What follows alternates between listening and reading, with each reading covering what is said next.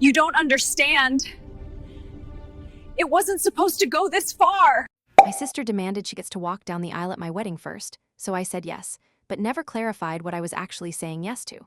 My older sister Jessica, now 35, has always dreamed of the perfect wedding. Sadly, her vile nature has ensured she's never had a boyfriend, let alone a walk down the aisle. She's the sort of person who would steal change from a sleeping homeless man, a fact that actually ended her first and only talking stage relationship.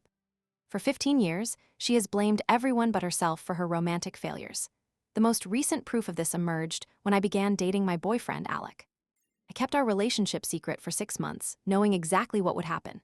Sure enough, when Jessica discovered us by snooping through my phone, she ran crying to our parents, accusing me of copying her by trying to marry before she did. Our parents supported her. They had the nerve to tell me to break up with Alec. I refused, and that's when Jessica started stalking us. When Alec and I visited our favorite Italian restaurant, she was at the next table. Things escalated 8 months in as our relationship grew more serious. She created a fake dating profile using my photos and sent Alec screenshots, pretending a concerned friend had found them. When he didn't respond, she double-texted him, offering her support, anything at all, through his supposed breakup with me. He showed me the messages and we laughed. He blocked her number, but that was far from the end. My parents called a few days later, screaming over the phone about why my boyfriend was isolating me from my sister. According to them, Alec was controlling and I needed to leave him immediately. I didn't, and that decision later came back to haunt me. About a year and a half into our relationship, I announced our engagement at a family dinner. Everyone except Jessica and my parents celebrated. My parents' faces soured. They glanced at Jessica, nodded, and on cue, she stood up, clutched her chest, and collapsed on the floor. My parents immediately halted the celebrations, ushered everyone out to deny Alec and me any attention, and rushed Jessica to the hospital. Of course, she made a miraculous recovery on the way there. Alec and I considered not inviting her to our wedding at all, but our breaking point came during a venue meeting. As we discussed details, my sister and parents arrived uninvited.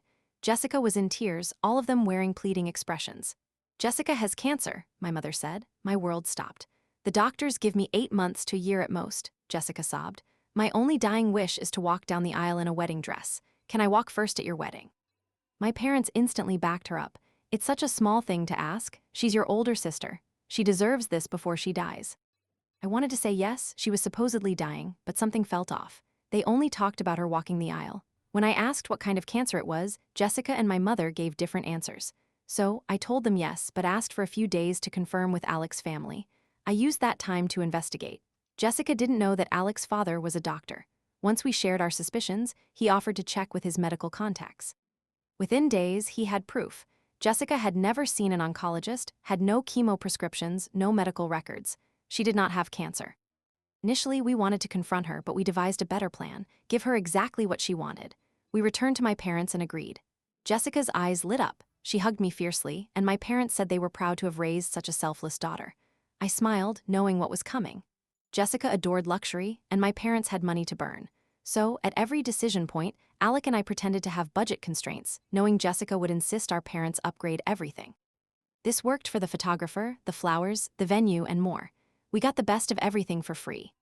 The best part was watching my parents and Jessica torment themselves to maintain the cancer charade. They bought outrageously expensive medication for Jessica to take in front of me, only for her to rush to the bathroom and spit it out. Jessica starved herself to lose weight and even shaved patches of her hair to make it look authentic. I feigned concern each time. Everything culminated on my wedding day. Jessica arrived in a dress that cost twice what mine did, wearing a professional wig and makeup, with a photographer in tow and a bouquet larger than mine. We shared a massive hug. My parents arrived shortly after, my mother in a red dress and my father in his finest suit. They hugged me tearfully, saying they'd remember this forever. I told them the same. As we headed inside, passing security, the plan unfolded. I entered without issue, but the 266 guards I had hired stopped Jessica and my parents.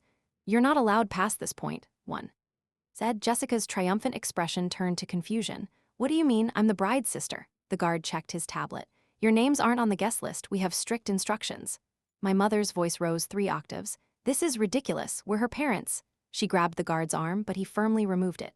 Jessica began hyperventilating, her hands flying to her chest as she stumbled backward into my father. "My medication, I need it."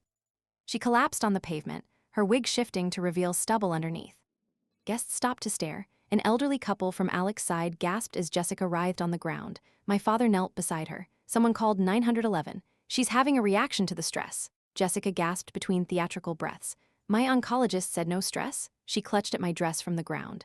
Please, I just wanted to see you married before I. My mother whirled to face the gathering crowd. Look what she's doing to her dying sister. The price tag on her red dress fluttered in the breeze. More guests gathered, including Alec's great Aunt Martha, clutching her pearls. Jessica's performance intensified. She made choking sounds while my father fanned her with his jacket. The venue manager appeared with a folder. Is there a problem here? Yes, my mother screamed. My daughter is dying of cancer and they won't let her into her sister's wedding. The manager remained neutral. Ma'am, I have documentation here showing that Jessica, along with you and your husband, were explicitly excluded from this event. He flipped a page. In fact, there's a signature from last week. Someone claiming to be Jessica tried to change the catering order. Jessica's gasping paused briefly before resuming with renewed vigor. That's forged, my father shouted. We'll sue this whole establishment. I backed away, my hands shaking as the crowd grew. Someone was filming. Jessica's eyes tracked the camera, her convulsions becoming more dramatic. How could you? An unfamiliar older woman accused me. I turned and walked quickly toward the garden, my heels clicking on the stone path as Jessica's wails echoed behind me. I could hear my mother telling anyone who would listen about my cruelty, Jessica's brave battle, and her dying wish. Behind the rose bushes, I gripped the thorns without realizing it, small cuts forming on my palms. My breathing came in short bursts. Our plan was falling apart. This was supposed to be handled quietly. Alec appeared around the corner, his face flushed. I heard the commotion. Are you okay? I showed him my bleeding hands. He wrapped them gently with his handkerchief. She's really doing this. She's really destroying our wedding. There's more, he said quietly. My mom got a call this morning. Jessica phoned her at 6 a.m., claiming you've been having an affair with a coworker. She said my mom deserved to know before the wedding.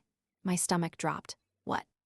Mom didn't believe her, but Jessica sent photos, obviously fake, but still. He held my hands. She's been planning this. Jessica's screams intensified from the parking lot. Sirens wailed in the distance. We should get inside, Alec said. The ceremony? There she is, a voice shouted. 3 women I'd never seen rounded the corner, wearing matching pink shirts with ribbons. There's the heartless bride. Jessica's in our cancer support group, one said, her voice dripping with disgust. How dare you ban her from your wedding? She showed us the emails you sent, calling her a faker. I'd never sent any such emails. I didn't. Save it. The tallest woman pulled out her phone, starting a live stream. This is the bride who banned her dying sister from her wedding. Look at her hiding while Jessica collapses. Alec stepped between us. This is private property, you need to leave. Or what, you'll have security throw us out too, the woman kept filming. Jessica told us all about you, how you isolated her, turned her against her family. The sirens grew louder. Through the gate, I saw an ambulance arrive. EMTs rushed to Jessica, now surrounded by at least 30 people. We need to get to the bridal suite, Alec said, guiding me away. We hurried inside, the hallway filled with confused guests. Alec's cousin stopped us. What's happening? Someone said your sister collapsed. Before I could answer, my phone buzzed repeatedly. Notifications flooded in. I'd been tagged in a video titled Bride Bans Dying Sister from Wedding. Heartless. It already had over 100,000 views and the number was climbing. We reached the bridal suite where my bridesmaids waited, pale-faced. We saw what's happening, Vicky said. Should we delay the ceremony? No, I said firmly. We're not delaying anything. Victoria was at the window. The ambulance is still there. Jessica's on a stretcher, but she's sitting up and talking to reporters. Reporters, I rushed to look. A local news van had arrived. Jessica, prop D up with an oxygen mask around her neck, was speaking animatedly to a reporter. Lock the door, I said. No one else comes in. I maid of honor, McJonathan, began moving furniture in front of the door. I'm recording everything on my phone for evidence, she said. From the hallway, we heard knocking, then pounding. We're friends of Jessica's from her support group. We just want to talk. We stayed silent. We know you're in there. Jessica just wants her sister to acknowledge her. She's dying. My phone rang. My mother. I declined. It rang again immediately. My father. Then unknown numbers. Turn off your phones, Alec said. As we powered down, Victoria gasped. Oh my God, look. Outside, Jessica was being loaded into the ambulance, but just before the doors closed, she turned toward the building and smirked. Pounding intensified. More voices joined, including distant relatives, shouting about cruelty, family, and Jessica's final wishes. The photographer, Vicky whispered suddenly. Jessica brought her own. He was wearing a catering uniform. I saw him in the kitchen earlier. My blood ran cold. She's been here for hours, Vicky confirmed. I thought he was with the venue. Everything clicked. The dramatic collapse, the perfectly timed guest arrivals, the swift news van. Jessica had orchestrated every detail. The ceremony starts in 20 minutes, McJonathan said. What do we do? Through the window, I watched the ambulance pull away. The crowd dispersed, many heading into the venue. Our guests were walking into Jessica's carefully crafted narrative. We stick to the plan, I said, my voice steady. Jessica wants to be the victim. Let her, but she's not ruining this wedding. But the guests, Victoria started. They'll see the truth eventually, I said, smoothing my dress. Right now, we have a wedding to save. We moved the furniture and opened the door to a hallway divided. Alec's family stood on one side, his mother angrily confronting a group of women in pink ribbons. On the other side, Jessica's support group showed videos on their phones. The wedding coordinator rushed over, her composure cracking. The ceremony was supposed to start 15 minutes ago. Half your guests want to call the police on Jessica for trespassing. The other half threaten to leave if you don't apologize. Across the crowd, Alec's father stood near the manager's office, subtly holding up a folder, the contracts proving Jessica was banned. Start the ceremony, I told the coordinator. Whoever stays, stays. We made our way through the whispers and pointed fingers. In the main hall, only 60 of our 200 invited guests remained. Empty chairs gaped like missing teeth. Alec's grandmother sat in the front row, jaw set. My cousins, who had celebrated our engagement, were absent. The officiant looked nervous as we took our positions. Behind us, doors opened and closed as more people left. Someone's phone rang, Jessica's name mentioned loudly before they hurried out. Dearly beloved, the officiant began, his voice barely audible over the murmuring. And the doors burst open. A woman from the cancer support group ran in, phone held high. She's coding, Jessica's coding in the ambulance. They're rushing her to emergency surgery. The remaining guests erupted. Alec's aunt stood up. This is cursed, I'm not staying. She gathered her family and left, others followed. When the chaos settled, only 23 guests remained. The photographer Jessica had planted was openly filming from the back corner. Should we? The officiant gestured helplessly. Continue, Alec said firmly. We exchanged vows in front of mostly empty chairs, our voices echoing. Every word felt hollow, every promise overshadowed by the spectacle outside. When Alec kissed me, I tasted salt. I hadn't realized I was crying. The reception was a ghost town, catering staff outnumbered guests, and the band played to an empty dance floor. Alec's father pulled us aside during cocktail hour. I called the hospital, he said quietly. Jessica never arrived. The ambulance took her to a shopping center parking lot, where she got out and left in your parents' car. The EMTs are filing a report for misuse of emergency services. I turned my phone on for emergencies. It exploded with notifications. The video of me hiding in the garden had over 10,000 views. The comments were brutal: death threats, promises to ruin my life, demands to my workplace that I be fired. We should leave, Alec said, reading over my shoulder. But where? Our honeymoon suite was at the same hotel where Jessica's supporters likely waited. Home meant facing neighbors who had seen the videos. We ended up at a roadside motel an hour away, still in our wedding clothes. The clerk recognized us from the viral video, but said nothing, just slid the key across with a pitying look. That night, instead of celebrating, we sat on a lumpy bed strategizing.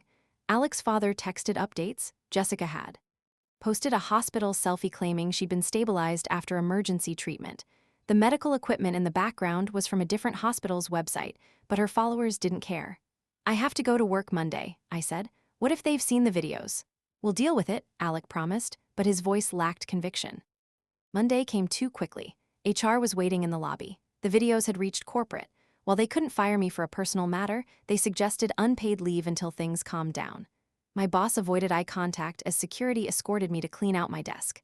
In the parking lot, Jessica's photographer captured my walk of shame with a professional camera, not even hiding. At home, an eviction notice was taped to our door. The landlord's daughter had shown him the videos. He didn't want that drama. We had 30 days. Alec came home to find me surrounded by boxes. His day hadn't been better. 3 clients had canceled contracts, citing concerns about his judgment. His company was supportive for now, but we both knew that could change. Next morning, Jessica escalated. She posted a video from a chemotherapy center, an IV in her arm, sobbing about facing death alone because her sister chose cruelty. The IV bag was filled with saline, the label visible if you zoomed in, but the thousands of comments were all prayers and outrage. My parents called from a blocked number. My mother's voice was ice. You have one chance to make this right. Apologize publicly. Admit what you did. Support your sister through her treatment. She's not sick, I screamed. The doctors say otherwise, my mother replied. Dr. Morrison confirmed her diagnosis yesterday. I Googled him. License revoked 2 years ago for insurance fraud, now operating a cash-only wellness clinic. Alec's father dug deeper. Jessica had found a network of disgraced medical professionals who would confirm any diagnosis for a price. She was obtaining real chemotherapy substances, selling most online, and taking just enough to show side effects. The weight loss, the hair falling out, it was all calculated, but proving it was another matter. The police officer we spoke to barely looked at our evidence. His daughter had shared Jessica's videos. In his mind, we were heartless monsters persecuting a dying woman. Jessica's next move was brilliantly cruel. She started a GoFundMe for her medical expenses, sharing how her family had abandoned her. Within 3 days, she'd raised $30,000. The comments became a hub for cancer stories, praising Jessica's bravery and cursing my name. Then came the lawsuit: emotional distress, defamation, theft of wedding deposits. Jessica's lawyer, the same one I'd consulted last year about family issues, sent a demand for $200,000. The wedding venue sued us separately for damage to their reputation. We couldn't afford a lawyer. The few who would see us wanted massive retainers after Googling our names. One literally showed us the door when he realized who we were. Alec's mother called crying. Her book club had kicked her out. 40 years of friendship ended because she'd raised a son who enabled abuse of a cancer patient. His father's hospital suspension became official after Jessica filed a complaint with the medical board. The eviction deadline loomed. We looked at apartment after apartment, but landlords either recognized us or found the videos during background checks. We ended up in Alec's cousin's basement, the only family member still speaking to us. Jessica kept the pressure constant. She attended Alec's church, weeping through the service. She posted photos from my favorite coffee shop, lamenting how she used to go there with her sister. She even enrolled in my art class, forcing me to drop out or face her weekly. The breaking point came when she targeted my best friend from college, Sarah, who had been my rock. Jessica befriended Sarah's mother on Facebook, sharing her story. Within a week, Sarah was begging me to just apologize and move on. "She's dying," Sarah said over coffee, her eyes pleading. "My mom saw her at the cancer center. She could barely walk." I showed her the evidence, the fake doctor, the medicine sales, the security footage of Jessica walking normally. Sarah pushed it away. "Even if some of it's exaggerated, she's still your sister and she's still sick."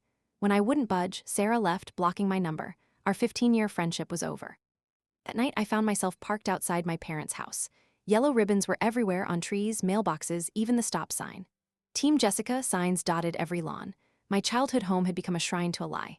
My father came out, saw my car, and just stood there. For a moment, I thought he might wave me in. Instead, he pulled out his phone, calling Jessica. I knew. I drove away as neighbors emerged, phones in hand. The next morning brought a new horror. Jessica had given an interview to a popular podcast about surviving cancer while facing family betrayal. It had 3 million downloads in the first day. Clips went viral on every platform. My face, edited to look sinister, became a meme about toxic family members. Alec lost his job that afternoon. His company cited restructuring, but we knew the truth. The clients who had canceled threatened to go public about working with an abuser's enabler. We sat in the cousin's basement, surrounded by boxes we couldn't afford to unpack anywhere else, and faced the truth. Jessica was winning. She destroyed our wedding, careers, relationships, and future, and she was just getting started. "Maybe we should leave," Alec said quietly. "Start over somewhere new." But even that felt impossible. Jessica's campaign had gone national. My name was poison anywhere with internet access, and we couldn't afford to relocate anyway. The wedding had drained our savings, and legal bills were mounting. Then Alec's father called with news that changed everything. A real cancer patient from Jessica's support group, Monica, had reached out. She'd been documenting Jessica's lies for months, suspicious of how Jessica's symptoms never matched reality. She had recordings, screenshots, everything. "She's willing to go public, but she's scared," he said. "Jessica's supporters can be intense." We met Monica at a diner 2 towns over. She was everything Jessica pretended to be, genuinely sick, brave, and kind. Her head was bald from real chemotherapy, her arms bruised from real IVs. "She studied me," Monica said, sliding a folder across the table. "Asked detailed questions about my treatments, reactions, schedule. I thought she was being supportive. Then I saw her repeating my exact stories online, word for word." The folder was full of evidence. Screenshots of Jessica asking specific medical questions, photos of her at the cancer center on days no treatments were scheduled, even a recording of Jessica practicing her chemo reaction in a bathroom stall. "Why didn't you come forward sooner?" Alec asked gently. Monica's laugh was bitter. "Who believes the real cancer patient over the one with 3 million podcast downloads? Besides, I've been a little busy actually fighting cancer." She had found 4 other patients Jessica had exploited, all willing to speak up. "But we need someone to listen," Monica said. The local news that had ambushed me wouldn't return our calls. The podcast that featured Jessica laughed at us. Social media platforms refused to take down her content. But Monica was smarter. She de-recorded Jessica at the cancer center with hidden cameras. The footage was damning. Jessica walking normally in stairwells, chatting happily about her GoFundMe success, joking with the disgraced doctor about fooling everyone. "The question is," Monica said, "what do we do with it?" As we strategized, my phone rang, an unknown number. I almost didn't answer, but something made me pick up. It was a hospital administrator. There had been an incident. Jessica had come in for a fake treatment, but something went wrong. She had a severe allergic reaction. She was in the ICU, and it was serious. She's asking for you, the administrator said. She says she needs to tell you something important. It felt like a trap, but the administrator assured us it was real. We drove to the hospital in silence, wondering if this was Jessica's ultimate manipulation, making herself sick to prove her story. The ICU was quiet except for beeping machines. Through the glass, I saw Jessica hooked up to real equipment, her face swollen beyond recognition. The nurse confirmed, whatever she'd taken triggered a massive reaction. They'd barely saved her. She can't talk, but she's conscious. She keeps gesturing for paper and pen. I stood outside that room for what felt like hours, Alec holding my hand, Monica and Alec's parents waiting with us. Finally, I went in. Jessica's eyes tracked me. Up close, I saw real fear in them. She gestured weakly for the paper. Her handwriting was shaky but clear. I'm sorry. I stared, waiting for a catch. She wrote again, the money, GoFundMe, it's yours, all of it. I don't want your money. I don't want your money, I said. More writing. Please let me fix this.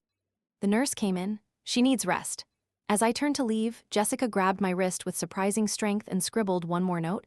Check my laptop. Password is your birthday. Everything is there. Outside, I showed the notes to the others. Monica was skeptical. It's another trick, has to be. But something felt different. The fear in Jessica's eyes had been real. We went to my parents' house. They weren't home, likely at the hospital. Using my spare key, we found Jessica's laptop in her room. The password, my birthday, worked. What we found changed everything. Folders of plans, scripts for performances, schedules for maximum engagement, contact lists for disgraced doctors, financial records of medicine sales, and a document titled Exit Strategy. She planned to fake her own death, make it look like stress from my cruelty worsened her cancer. There were drafted suicide notes blaming me, insurance policies she'd tricked our parents into buying, even a plan to frame me for poisoning her. My God, Alec's father breathed. She was going to destroy you completely. And cash out in the process, Monica finished. But something had gone wrong. In trying to make herself sick enough to be convincing, she'd miscalculated. The allergic reaction was real, severe, and unplanned. We copied every file, every document. Monica uploaded it all to a secure cloud server. We finally had what we needed to expose the truth. But sitting in my childhood bedroom, surrounded by proof of my sister's elaborate deception, I felt no victory, just exhaustion and a strange pity for Jessica, lying in that hospital bed, nearly killed by her own schemes. What do we do now? Alec asked. I looked at the laptop screen. We wait, we see if she meant it. The others exchanged glances, thinking me naive. But something had shifted in that hospital room. For the first time in years, I'd seen my actual sister, not the performance, just the frightened woman who'd almost died from her own lies. My phone buzzed, a text from Jessica's nurse. She's asking for you again. Says it's urgent. I rushed back. The nurse met me at the ICU entrance, her expression grave. She's been writing frantically. We tried to calm her, but she insists it's life or death. Through the glass, Jessica was propped up, scribbling on a notepad despite swollen fingers. The moment she saw me, she waved me in desperately and shoved the notepad at me. Police coming. Mom called them. Says you broke in and stole evidence. They're getting warrant. Blood froze. While we'd been at their house, they'd been setting another trap. Jessica wrote more. Dad has fake suicide note from me. Your handwriting, Monica's name in it. I called Alec immediately. Get Monica somewhere safe. Now, don't go back to the cousin's place. Jessica was still writing. Laptop his key logger. They know you have files. Dad's friend is judge. The pieces clicked. Even dying, Jessica had been part of one final manipulation, but her eyes had changed. She wrote again, go to Channel 6. Ask for Patricia Kim, real reporter. She investigated Dr. Morrison before. Nurse appeared. There are officers here asking about you. I slipped out through the emergency stairwell, texting Alec as I ran. In the parking garage, I nearly collided with Monica, who was breathing hard, clutching her bag of evidence. Alec's getting the car, she gasped. Your mom just posted that you attacked Jessica in the ICU. We heard sirens approaching multiple units. Alec screeched up and we dove in. As we pulled out, 3 police cars passed us heading in. Channel 6, I said. Jessica gave us a name. Alec's father called. Don't go home. Your parents are there with officers. They're claiming you poisoned Jessica to steal her medical records. We drove in tense silence, Monica checking her mirrors constantly. The news station's building appeared ahead. I prayed Jessica hadn't sent us into another trap. Security called up. Patricia Kim came down herself, a woman in her 50s with sharp eyes. You're the wedding sister. I've been following this story. We have evidence, Monica said, pulling out her folder. Patricia's eyes widened as she flipped through. This is comprehensive. Come upstairs quickly. In her office, we laid out everything. Fake prescriptions, GoFundMe fraud, the planned fake death. Patricia made calls, her expression darkening with each page. Dr. Morrison, I exposed him 2 years ago. He's supposed to be in jail. She showed us her old investigation. He'd been released early and was operating under a different name. My phone buzzed an unknown number. Patricia gestured for me to answer on speaker. This is Officer Davis. We have a warrant for your arrest. Your sister is in critical condition, and evidence suggests you administered something to trigger her reaction. Patricia grabbed the phone. This is Patricia Kim, Channel 6 News. I'm sitting with your suspect right now, looking at evidence of an extensive fraud scheme. You might want to reconsider your approach. Silence then. Ma'am, we have a signed complaint and a judge's warrant based on falsified medical records from a convicted fraudster. Patricia shot back. I'm going live in 20 minutes. Your choice how this plays out. She hung up and turned to her computer. We're doing this now. Monica, are you ready to go on camera? Monica nodded, though her hands shook. Patricia's team set up with lightning speed. Within minutes, we were in the studio. Tonight, a Channel 6 investigation reveals a shocking fraud scheme involving fake cancer diagnoses, forged medical records, and a family torn apart by lies. The evidence appeared on screen. Jessica's planning documents, key prescriptions, the GoFundMe page. Monica spoke clearly about how Jessica had studied real cancer patients to perfect her performance. My phone exploded with notifications. The live stream viewer count climbed rapidly. Patricia's team showed graphics of the money trail, the disgraced doctors, the timeline of lies. We're now going to the hospital where Jessica is currently being treated, Patricia announced, not for cancer, but for an allergic reaction caused by illegally obtained chemotherapy substances. The broadcast cut to a reporter outside the hospital. Behind him, chaos erupted. My parents were being escorted out by security. My mother screamed about lawsuits and lies. My father looked stunned, aged 10 years and 10 minutes. Patricia's phone rang. She listened, then smiled grimly. The police are reconsidering their warrant. Apparently, the judge who signed it is Dr. Morrison's golf buddy. More breaking news: the GoFundMe had been frozen, $30,000 locked pending investigation. The comment section turned into a battlefield as Jessica's supporters watched their narrative crumble. Alec's phone rang. His father's voice was shaky with relief. The hospital board called an emergency meeting. They're reviewing my suspension. The administrator saw the broadcast. Through the studio windows, we saw police cars arriving. Not for us this time. Officers with federal badges entered. The fraud had crossed state lines with online prescription sales. Monica's phone buzzed with texts from the other cancer patients Jessica had studied. They were ready to speak up. The real support group was mobilizing as witnesses to her deception. Patricia received a call during a commercial break. Her expression changed. Jessica's asking for you again. She says she'll confess everything on camera if you'll come. We rushed back to the hospital, now surrounded by news vans. The ICU was locked down, but Patricia's presence got us through. Jessica was conscious, her swelling reduced. She looked at me with exhausted eyes and nodded. The cameras rolled. Jessica's confession was halting but complete. The fake diagnosis, the studied symptoms, the plan to fake her death and frame me. She named every disgraced doctor, every enabler, every scheme. When she finished, she looked directly at me. I'm sorry, she said aloud, her voice weak. I wanted to be special, to be the center of attention. I didn't care who I hurt. Federal agents took her statement. Charges would be filed: fraud, theft, conspiracy. My parents, watching from the hallway, looked broken. The life they'd built around Jessica's lies had collapsed in hours. As we left the hospital, sunrise painted the sky pink. The adrenaline wore off, leaving bone-deep exhaustion. Alec held my hand as we walked past news vans, gawkers with phones, and the remnants of Jessica's carefully constructed victim narrative. Patricia's final broadcast that morning showed the aftermath. Jessica under arrest guard in her hospital bed, Dr. Morrison in handcuffs, GoFundMe donors being notified of the fraud, my parents leaving their house with boxes, neighbors already taking down the yellow ribbons. 6 months later, I sat in a small apartment across town, watching Jessica's sentencing on my laptop. 3 years for fraud, 2 suspended. She'd serve 18 months.